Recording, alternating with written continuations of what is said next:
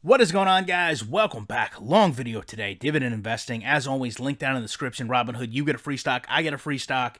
And, I don't know that you're going to run across a lot of people excited to be down $2,500, but I don't look at it that way.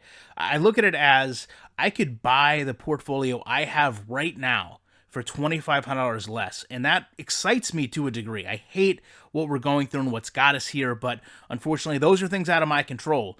But I will say that I'm using this to do a lot of different things in my investments to set myself up for long-term growth. Speaking of long-term growth and free stocks, man, one of you guys got a share of Microsoft, as did I. Could not believe it. Dropped the phone, actually, when it happened. And also, a couple of you have gotten Inseego, which is kind of a 5G speculative play, so I'm really excited to have that in the portfolio as well. But I want to talk about what I've been doing. First thing is re-entry points. So Realty Income. This is a stock I was selling out of in November and December. I hate to say at the right time to sell it off in, the high 70s. And you can see today I recommitted at 43.80. And I did this after looking at it over the weekend.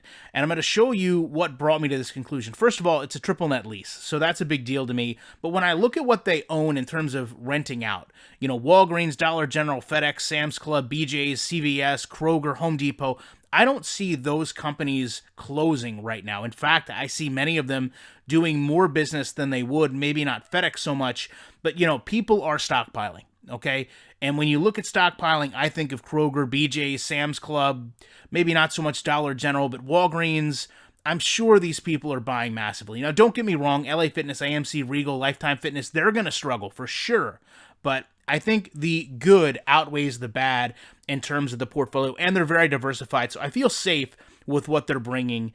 Secondly, I'm looking at adding positions that I really couldn't afford. And when you look at that, I have to start here. Now, this is a medical grass company that, to me, is the least speculative of them all. This is a stock that just a month ago, literally, was over $100. No matter how you invest into medical grass, you have to actually have the land to grow it on, and that's what this company does. You can see, I know people preach doom and gloom, right? I'm up almost $8 on this stock, and I will continue to add at 55 and below to it and know that I'm getting a great long-term play, in my opinion. And then also, one of the things I've been taught during this time is, there are stocks that can benefit from this. Now, whether you like that or not, or you think that's greed or not, I don't know what to tell you, but when I look at Medical Properties Trust, I look at a company that's helping people, that's trying to get people better. And what I've done is I've learned to slowly build.